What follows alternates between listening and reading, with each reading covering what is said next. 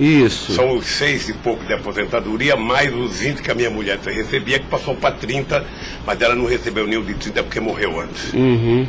Mais ou menos, então, 26 mil, é isso? Não, pode dar 30 mil. 30 mil reais mensais. Tem mais porque tem doação para meus filhos. Uhum. Tá, porque eu não tenho... Não, mas o senhor, pessoalmente, só quero saber isso. Eu poderia chegar a quanto? 50 mil? Tá, 50 mil reais mensais. Eu não sei, eu tô tentando chutar aqui, doutor. Tá, aproximadamente... Eu posso depois mandar por escrito, sabe, o que... Tá, é porque é importante, porque o juiz precisa fixar... O rendimento fixo que eu recebo todo mês é esse, são 6 e pouco da anistia, e era 20, agora passou para 30. 26 mil, então. A Lewis que paga. Tá, 26 mil reais.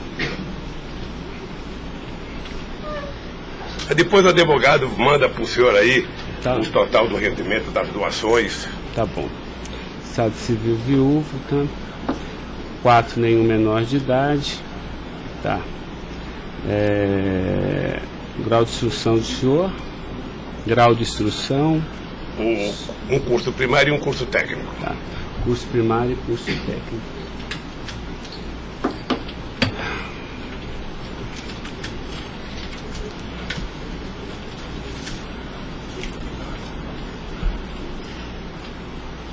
Me dê uma caneta aí, Caio, por favor.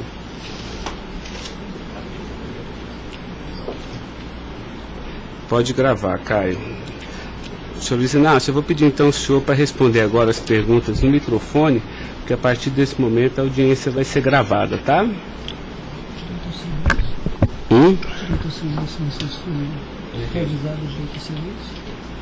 Eu vou avisar ele agora. Vou falar da acusação e vou avisar. Tá? Tá pronto, Caio? Tá. Senhor Luiz Inácio, esse momento é o momento do seu interrogatório, tá?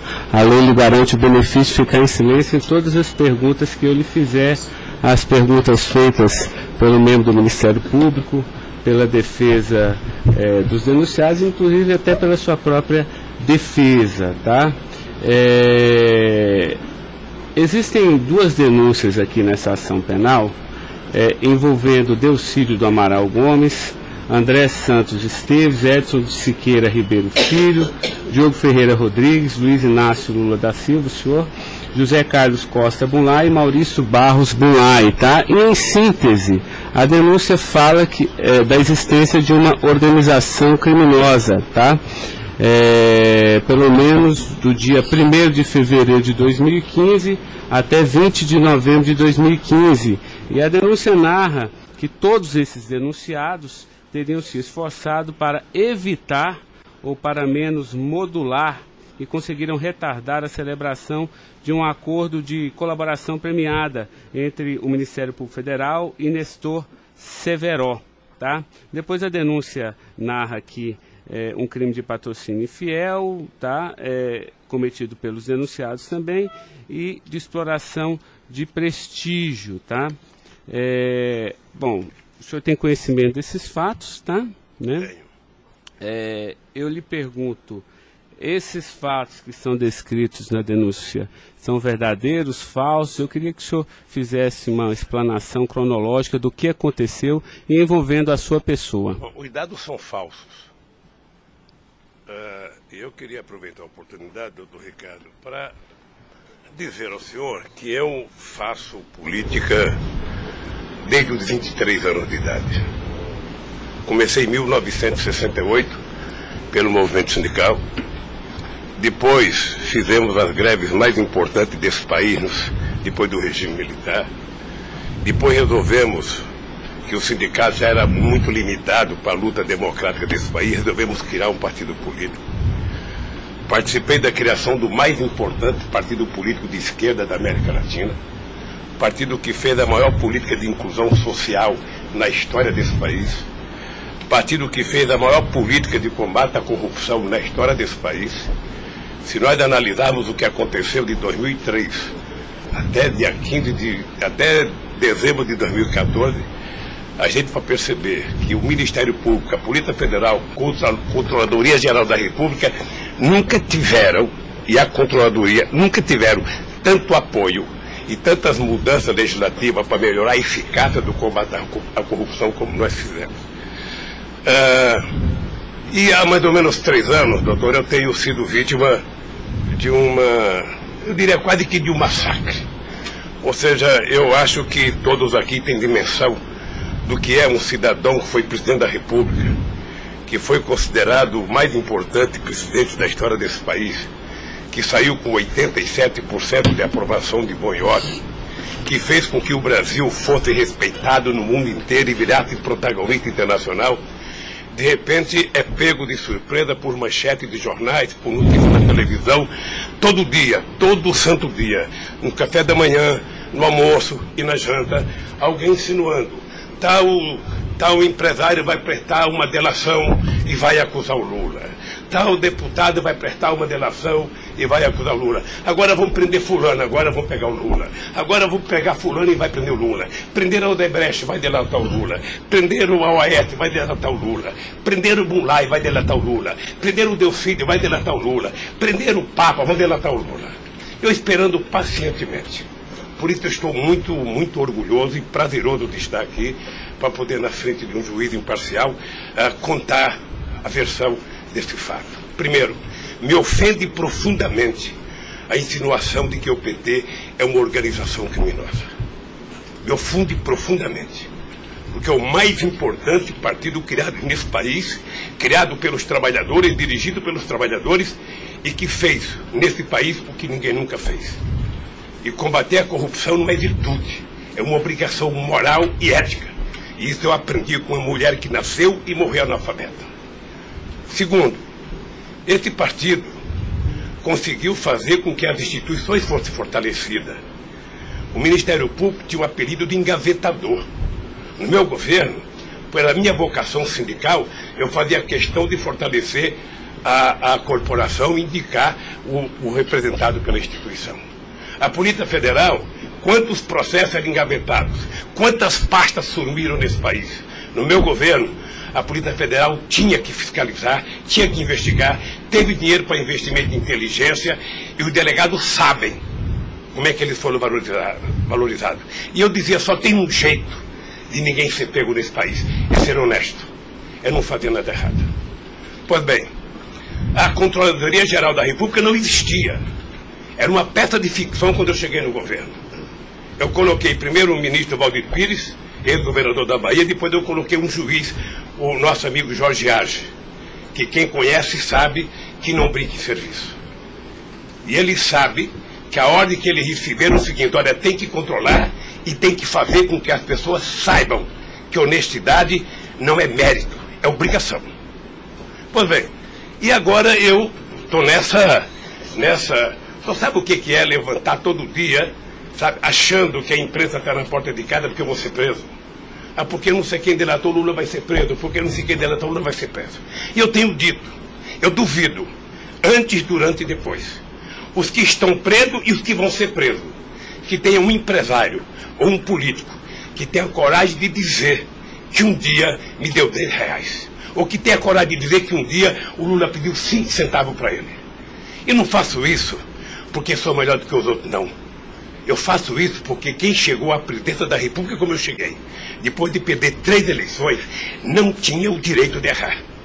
Fiquei 8 anos no meu mandato, doutor, 8 anos, sem ir num jantar, sem ir num aniversário, sem ir num casamento, exatamente para não dar pretexto de aparecer aqueles que vão tomar uma champanhe e vêm pedir um favor. E vem tirar fotografia com o celular para depois explorar essa fotografia. Eu fico orgulhoso de estar prestando depoimento e chateado por uma ilação feita nesse processo contra mim pelo senador Delfídio. Portanto, eu queria lhe dizer que eu estou aqui para responder toda e qualquer pergunta. Se tem um brasileiro nesse momento que quer a verdade e deseja a verdade nesse país, sou eu. Portanto, estou à inteira disposição para responder tudo e a todos do jeito que vocês perguntarem. Tá, adentrando então na peça acusatória, senhor Luiz Inácio, A denúncia narra aqui 7 fatos. Diz aqui que no dia 8/4/2015, o senhor reuniu-se com o Delcídio Amaral no Instituto Lula, em São Paulo, e o senhor teria exortado a Delcídio a adoção de medidas para a compra do silêncio de Nestor Severo, de forma a que o Nestor, não celebrasse o acordo de colaboração premiada com o Ministério Público Federal. Vamos por fatos, que eu acho que fica mais fácil, a gente faz o encadeamento temporal aqui da denúncia. Esse fato existiu, Delcídio foi lá, pediu para o senhor, o senhor teria pedido a ele para que ele intervisse e pudesse pelo menos ocultar fatos que pudesse relacionar o senhor José Carlos Bunlai, e ele diz mais, diz até que o senhor também teria pedido a ele, porque o senhor também teria envolvimento aqui com negócios escusos na Petrobras. Doutor, só tem um brasileiro que poderia ter medo de um depoimento do Severo, pela relação que tinha com ele, que é o Delcídio. Eu não tinha relação com o Severo. Portanto, eu não tive nenhuma preocupação com o depoimento de nenhum empresário, de nenhum diretor da Petrobras, porque não tem essa relação com eles. Portanto, o Delcídio contou uma inverdade nesse processo. Mas essa reunião existiu? Deve ter tido muitas reuniões com o Delcídio. Ele era senador da República, era líder do governo, nós conversamos muitas vezes, em São Paulo e em Brasília, e com outros deputados. Lá no Instituto Lula? Várias vezes o Delcídio esteve lá. Várias vezes. Ok. Eu iria perguntar por fatos aqui, mas assim, pelo que o senhor está falando, senhor, ele teve lá, o senhor admite que conversou com ele, mas não houve essa conversa para adoção de medidas, o senhor teria pedido para ele, porque o senhor, José Carlos Bunlai é amigo do senhor. Doutor Ricardo, deixa eu dizer uma coisa. Eu não tenho nenhuma razão para ter qualquer problema com o depoimento do Severo. Mas nenhuma razão. Não o conheço, não tive convivência com ele. Portanto, o depoimento do Severo era um problema para o Delcídio e não para mim, que teve uma convivência com ele ainda no governo anterior, antes do meu governo, quando foi diretor de óleo e gás da Petrobras. Não foi comigo. Tá, não surgiu essa conversa, então. Não surgiu. Não se tocou. Se o senhor falar da Lava Jato? Doutor, da Lava Jato, hoje no Brasil, a gente fala no café, no almoço, na janta e ainda depois da novela. Mas não porque só passa isso na televisão. Mas não se tocou no nome do Severo. Não tocou no nome. E muito menos no nome do Bunlai. Sabe, de que foi pedido coisa para o Bunlai. É um absurdo. É um absurdo. Eu não sei o que o Delcídio esperou fazer com isso. Certamente, depois de preso alguns dias, as pessoas começam a encontrar um jeito de sair da cadeia e resolve jogar a culpa em cima dos outros. Como é que o senhor reagiu quando ele foi preso? Eu tive uma reação que eu sei que ele não gostou, quando ele citou que o juiz da primeira corte, do Superior Tribunal, ele tinha conversado com ele. Eu disse, esse cara é um imbecil, sabe? Porque mas nem na morte você citaria se você teve ou não uma conversa com a Suprema Corte sobre um processo. Foi essa reação que eu tive e ele me parece que não gostou da minha reação. Eu fiquei sabendo pela boca de alguns advogados que ele ficou muito chateado porque eu disse que ele era um imbecil. Eu não quis ofendê-lo, apenas achei que a atitude foi equivocada. Tá, eu tenho mais alguns questionamentos, mas depois eu faço na medida que os temas forem agitados aqui pelas partes, tá? O Ministério Público tem perguntas, doutor? Bom dia. Acabei não vendo a sua chegada, mas não revelo. Em nenhuma dessas reuniões o Delcídio comentou sobre o receio que ele teria sobre as delações do Severo? Não, ele não comentou, mas era sabido por todo mundo que acompanha todo esse processo da relação histórica do Delcídio com o Severo. Tem até um livro publicado por uma jornalista da revista Veja que mostra claramente a relação do Delcídio com o Severo. Era muito antiga, sabe? No governo passado, no governo anterior ao meu, porque ele chegou, acho que até a ser ministro interino de Minas e Energia. senhor acredita que a referência ao seu nome tenha sido útil para o Delcídio conseguir a delação premiada? Olha, por tudo que eu vejo todo dia na imprensa, eu acho que tem alguém instigando de falar meu nome. Eu fico sabendo de notícia, não sei se é verdade, nos blogs, nos colunistas, de que todo dia alguém vai para cá depoimento e fala o nome do Lula, cita o nome do Lula, cita o nome do Lula. Eu canso de ouvir isso todo santo dia, sabe? É bem possível que eu vi uma entrevista dele na Globo News que parecia que tinha recebido o prêmio Nobel da delação, a disfarçatez, sabe? Como ele estava se desenvolvendo, eu fui no Roda Viva. Ou seja, depois que fazem a bobagem que fez, se é que fez, ele teria que jogar nas costas de alguém. Primeiro, sabe, a minha relação com o Delcídio era uma relação institucional. E ele sabe disso.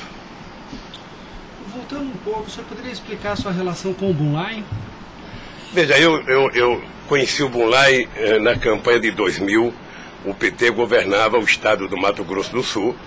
E eu precisava fazer uma gravação para um programa de televisão da campanha para falar com o setor do agronegócio. E aí o governador do PT disse que tinha um amigo lá e me levou na fazenda dele, me parece que em Miranda. E eu fui nessa fazenda, uma boa fazenda. Até depois eu fui pescar nessa fazenda, fiquei 4 dias no Rio Miranda, não peguei nenhum peixe. Mas gravei um programa, foi um programa de sucesso. Depois eu ganhei as eleições e depois estabeleci uma relação com o Zé Carlos Bunlai. Qual o conhecimento ou participação que o senhor teve na questão do empréstimo do Banco Chain ao PT que teria sido feito com a intermediação do Bunlai? Eu não, já disse isso, eu não tenho nenhum... Fiquei sabendo de que o Bunlai tinha feito o empréstimo pela imprensa. O senhor teve conhecimento de que para quitar esse empréstimo, houve a contratação pela Petrobras, da empresa Chain Engenharia, na questão Fiquei da sabendo também pela imprensa, e me parece que numa pergunta que o Ministério Público já me fez.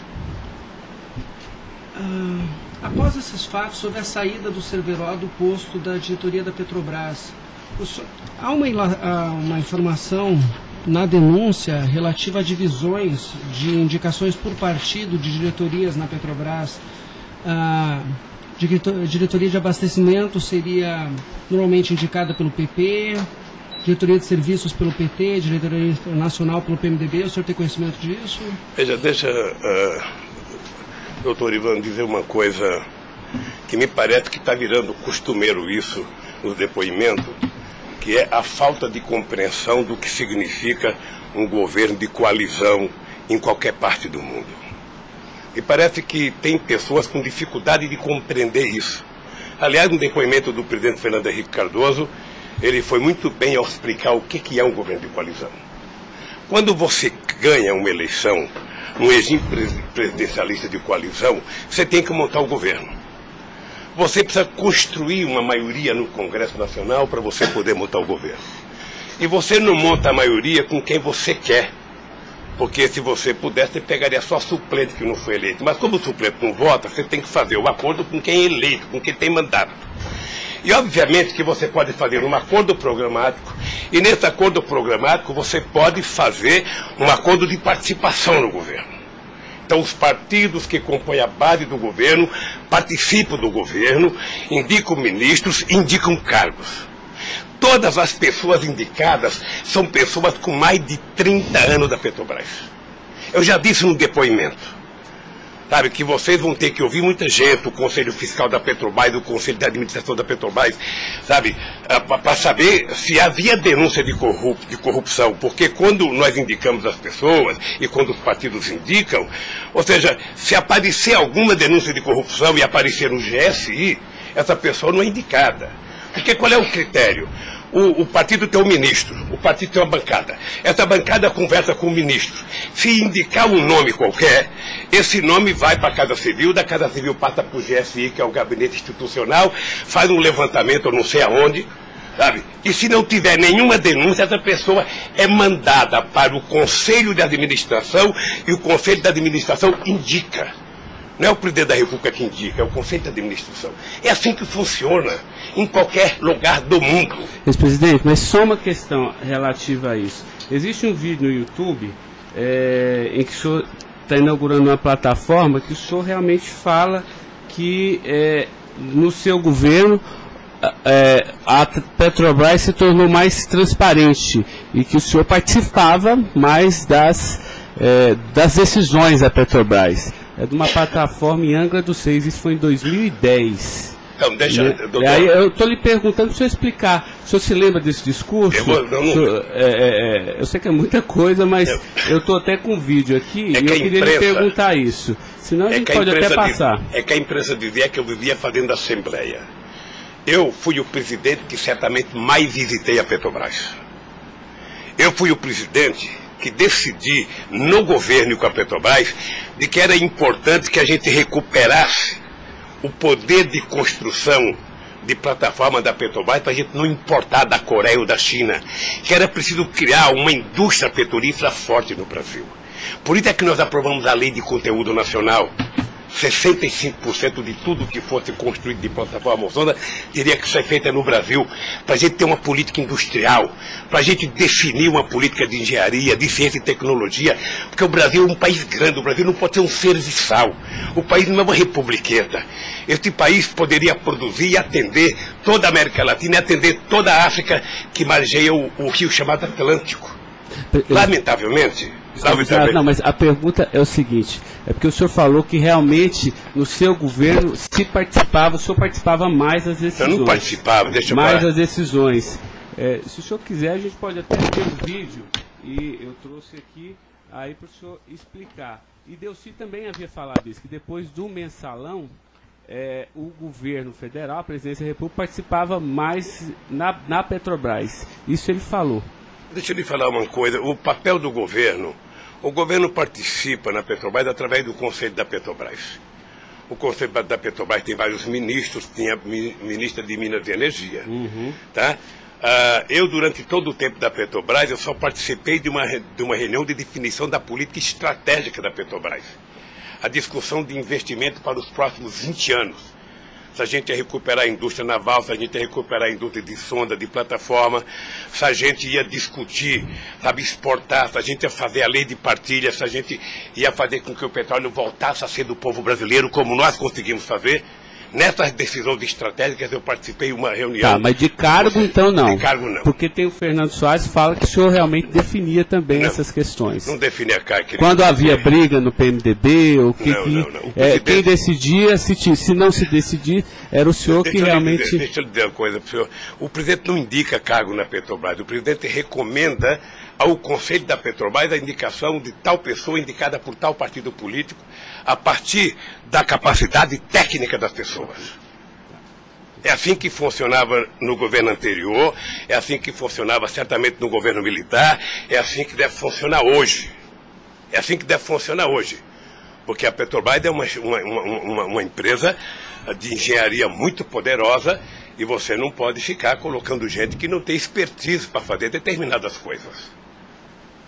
Tá. Mas a expressão foi essa aqui, eu anotei. A gente sabe o que acontece lá dentro. O que o senhor quer rever o discurso? Eu não preciso rever, não. Tá. Assim, porque isso me chamou a atenção.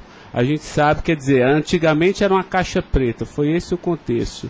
E agora a gente sabe o que acontece lá dentro. Quais foram os mecanismos que o senhor tomou, então, para que a Petrobras realmente ficasse mais transparente? A fazer com que o Conselho acompanhasse mais as decisões.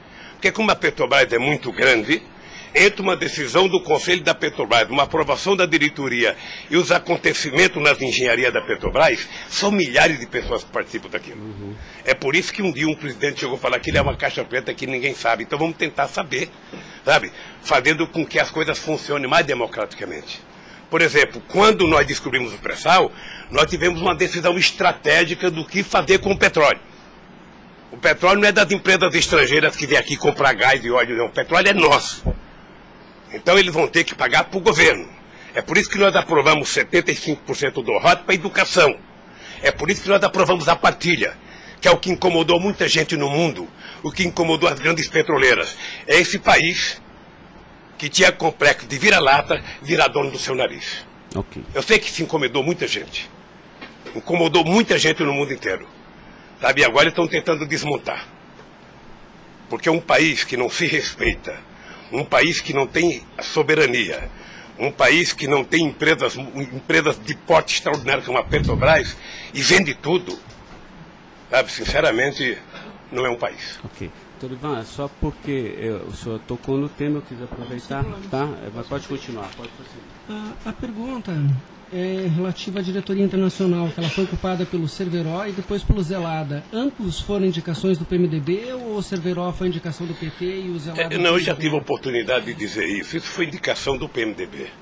Ambos? Não sei se de todo o PMDB ou da bancada do PMDB de Minas Gerais, que foi indicado o Zelada para diretor internacional da Petrobras. O critério é o mesmo. O Zelada foi indicado, passa na Casa Civil, passa no GSI e é mandado ao Conselho da Petrobras, que decide. Não, perfeito. Mas e o Cerveró? Ele tinha sido indicado anteriormente pelo PT ou pelo PMDB? Pelo PMDB pelo também. PMDB. Eu acho, eu falo quase com certeza absoluta pelo PMDB. É o que diz a... Eu falo quase que com certeza absoluta. A pergunta é o seguinte, com a troca pelo Zelada, a saída do Cerveró desse posto de diretoria, ele acabou sendo indicado para a BR Distribuidora. No próprio depoimento do Cerveró, ele afirma que isso teria sido como um reconhecimento pelo papel que ele prestou no auxílio da contratação da Chaim pela Petrobras, na questão do navio sonda. Me parece que ele não diz isso exatamente. Me parece que ele utiliza a palavra acha que foi isso. É diferente de dizer que ele disse. Ou seja, ele acha que foi isso. Deixa eu lhe falar uma coisa. Eu não conheço o Cerveró. Conheço agora que ele ficou famoso. Tá? Quando eu vi o Cerveró, eu vi a en passant em reuniões coletivas. Portanto, eu não tinha nenhum interesse de tirá-lo e nenhum interesse de colocá-lo. Nenhum interesse. Para mim, se uma força política que compunha o governo indicasse ele ou outra pessoa e tecnicamente ele fosse reconhecido pelo conselho da empresa que o indicou, para mim estava perfeito. E veja, durante todo esse período não houve uma única denúncia contra nenhum deles. A denúncia começou a acontecer porque o juiz Moro começou a fazer escuta durante 8 anos num bandido chamado Rousseff, e aí então, em 8 anos dá para pegar alguma coisa. Pegou esse negócio. O senhor tem conhecimento de quem teria feito a indicação do nome do Cerveró para a BR Distribuidora? Se foi algum partido? Eu não sei se foi um partido ou se foi através do Zé Eduardo Dutra, que devia ter relação com o Cerveró, porque ele tinha sido presidente da Petrobras. Ele deixou de ser presidente da Petrobras e foi ser presidente da BR. E ele pode ter chamado o Cerveró, ou o mesmo partido que tinha indicado o Cerveró e depois tirou o Cerveró pode ter pedido para ele ir para lá. Eu suponho que seja isso. Ok. O senhor conversava com certa frequência com o Bunlai por telefone, dentro dessa relação de amizade? Não era meu amigo. Conversava com ele. Com que frequência o senhor... Não sei, querido. Sabe, ultimamente o Bunlai andava com doença nos olhos, achando que ia ficar cego, estava passando muito tempo em Miami para se tratar, depois estava se tratando de um câncer. Sabe, eu sei que ele não andava bem nos últimos tempos, com problema de doença. Porque a denúncia cita algumas ligações de um telefone que pertenceria ao Instituto Lula. O senhor utilizava esse telefone do Instituto Lula para conversar com o Bunlai também, ou normalmente só no seu celular? Mas qual é o crime do Bunlai ligar para mim? Não, eu estou tentando esclarecer os fatos, presidente.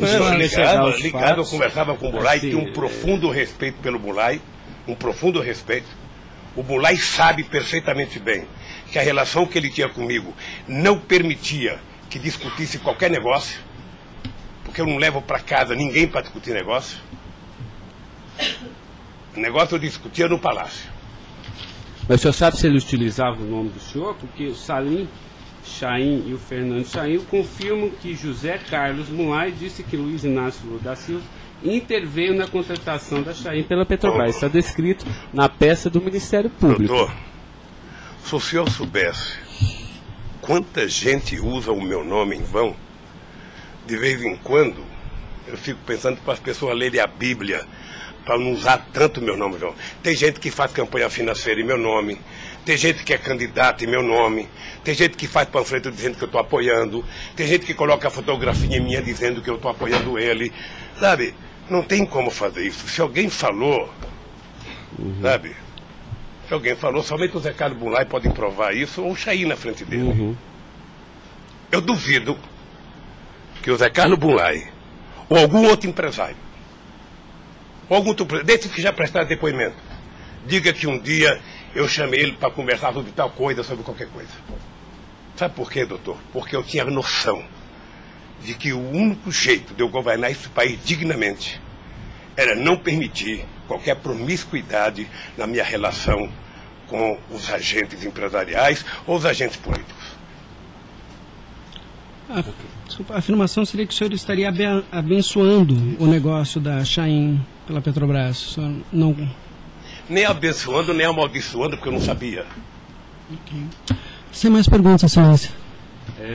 A defesa, então, a sua defesa vai ser a última a perguntar.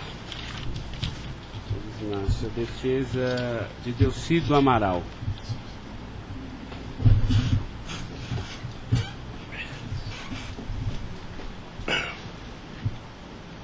O doutor vai ter que, alguém vai ter que sair para ele perguntar, tá? Da mesa para que...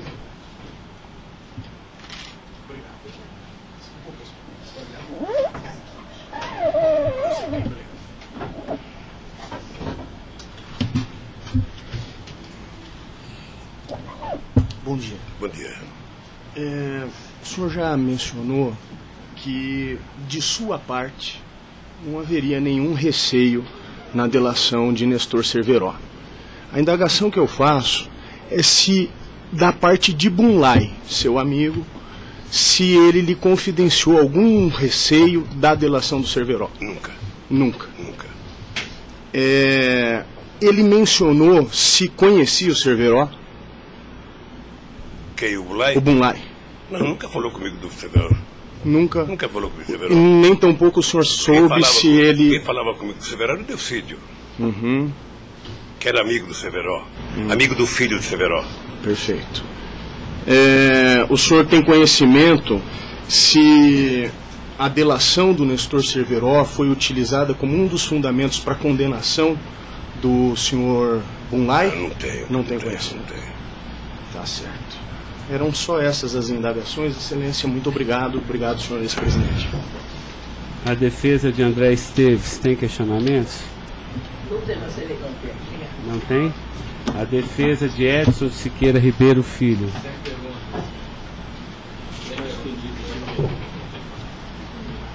A defesa de Diogo Ferreira Rodrigues. A defesa de José Carlos Bunlai. Tem algumas perguntas.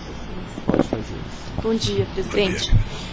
Presidente, o senhor disse que a sua relação com o senador Delcídio era institucional. Mas o senhor sabe qual era a relação do senador Delcídio com o José Carlos Bunlai? Eles tinham alguma amizade? Eles tinham alguma proximidade? Veja, a impressão que eu tenho era que era muito pequena a relação dos dois. E parece que o José Carlos Bunlai não tinha muita relação com o Delcídio. E com a sua mulher, dona Marisa, qual era a relação do José Carlos Bunlai? Eles tinham amizade? A mesma que comigo. O aniversário da sua ex-mulher? Quando ela fazia aniversário? Ele ia no aniversário da minha mulher. Mas o dia do aniversário dela? Dia 7 de abril. O senhor sabe se ele fez alguma ligação para ela no aniversário dela? A ligação do dia 7, eu já fiquei sabendo da ligação do dia 7. Bem. É o mínimo que eu esperava dele, é que ele ligasse para ela para dar os parabéns.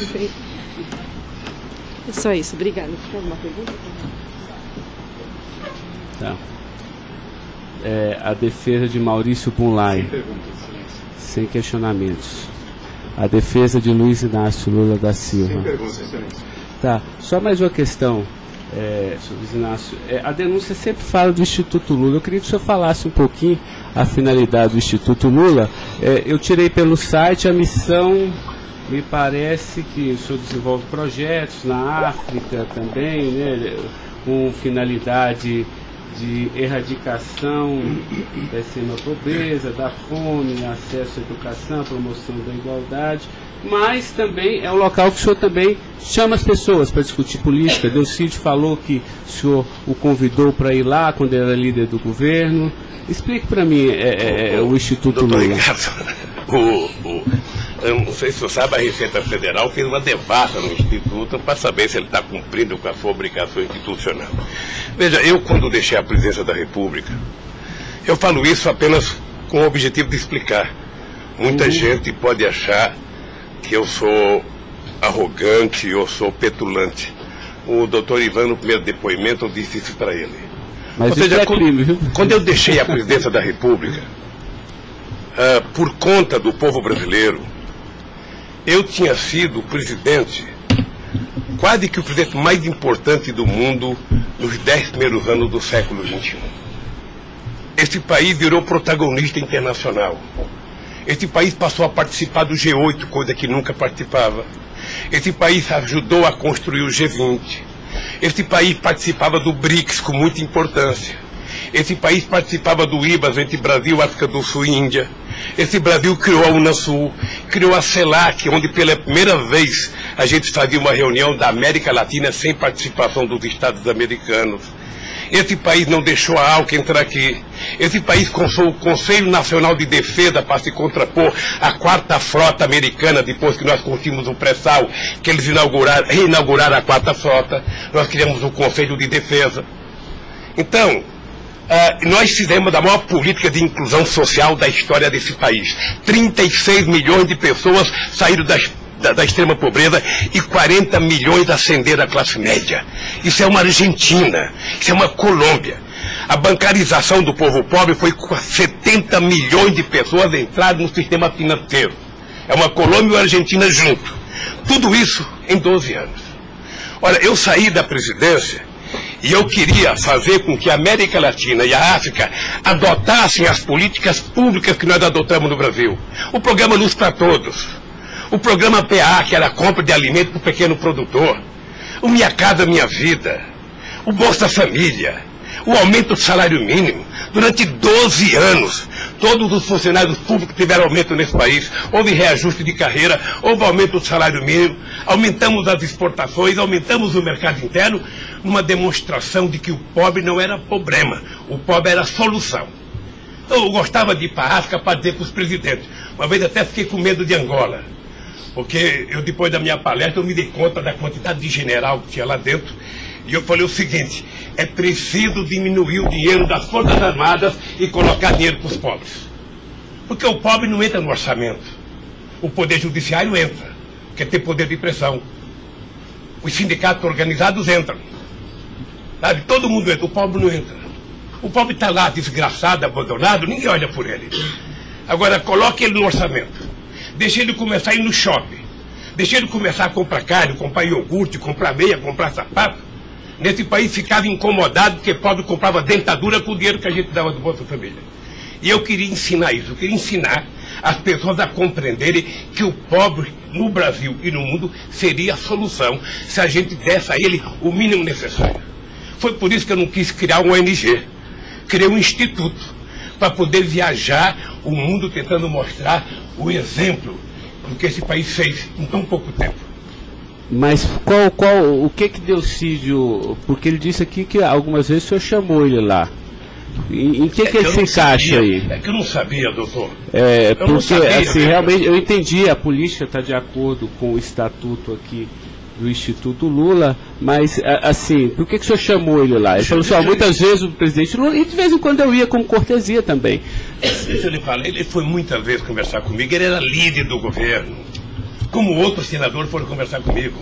Cada vez que o Delcídio ia no hospital sírio-libanês fazer um check-up ou uma consulta, ele falava, presidente, eu estou aqui no Sírio, eu posso passar aí? Passa, meu filho. Mas o senhor não tratava dessas questões do Instituto? Discutia desde Flamengo a Vasco da Gama, Corinthians, Palmeiras, porque quando duas pessoas se encontram, conversa-se tudo.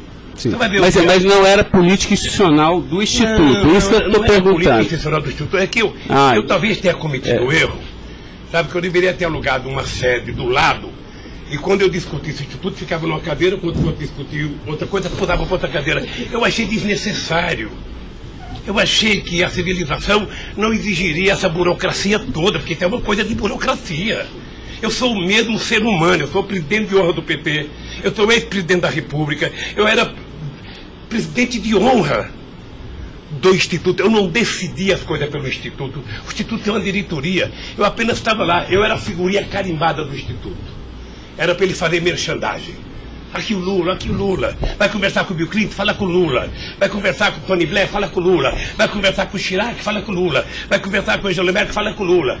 Sabe, eu tive o prazer, doutor Cláudio, de ser o ex-presidente da República, que em todas as viagens do mundo que eu fiz, depois de deixar a presidência, era recebido pelos presidentes. Esse era o status quo do Brasil. Hoje nós estamos numa situação em que o presidente não tem coragem na Bolívia.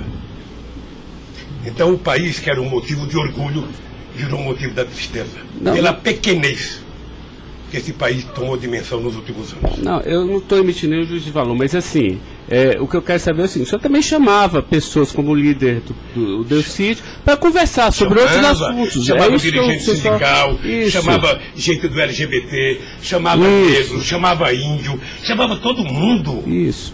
Ali, eu vou dizer uma coisa, sabe qual é o apelido do Instituto? Sabe? Não sei, nunca fui. Posto Ipiranga. Sabe? Lamentavelmente é assim.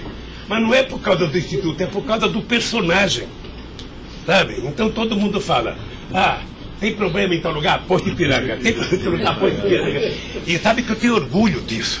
Eu tenho muito orgulho de fazer 36 anos que eu deixei o movimento sindical e ainda sou amigo de todos os sindicalistas, de todas as correntes, da Força Sindical à CUT.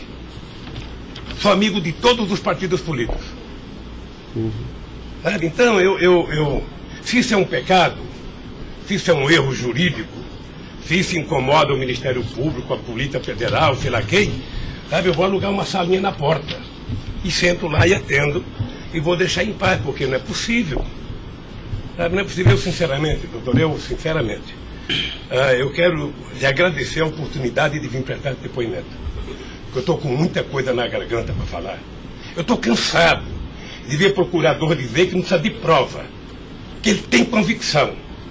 De juiz dizer, eu não preciso de prova, eu tenho fé, vou voltar com fé. Eu quero provas, alguém tem que dizer, sabe, qual é o crime que eu cometi, aonde que eu cometi. Chamar o PT de organização criminosa, se dependesse de mim, cada deputado do PT, cada vereador do PT, cada militante, abrir um processo para quem dizer, provar qual é a quadrilha. Porque eu estou cansado, doutor. 71 anos de vida, eu cansei.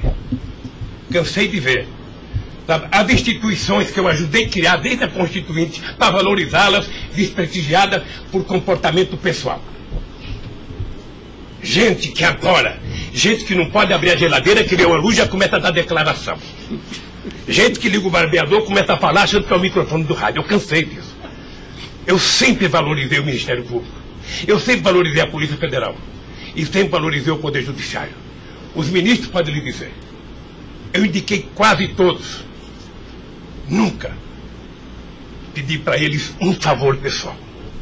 E não peço. Porque a instituição tem que ser forte, não para me ajudar, para garantir a democracia desse país. Lamentavelmente, tem pessoas que não pensam assim. Eu, quando vejo um jovem procurador ir para a televisão falar 1h30 e depois dizer, não me peçam provas, eu tenho convicção, não dá, doutor.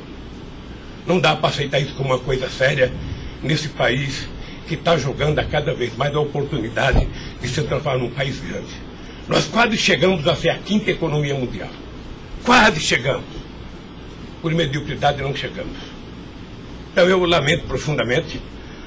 Eu gostaria que meu depoimento fosse tudo numa semana só. Para mim poder desvendar os mistérios todos.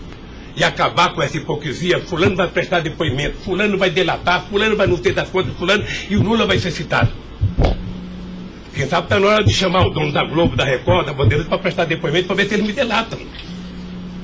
Porque o que eles dizem que vão me delatar, eu duvido que tenham coragem de me delatar, porque não tem nenhuma prova e nunca conversaram comigo sobre qualquer crime. Doutor, eu aprendi a andar de cabeça erguida. E sabe que custa muito. Para quem nasce na elite, não precisa nada.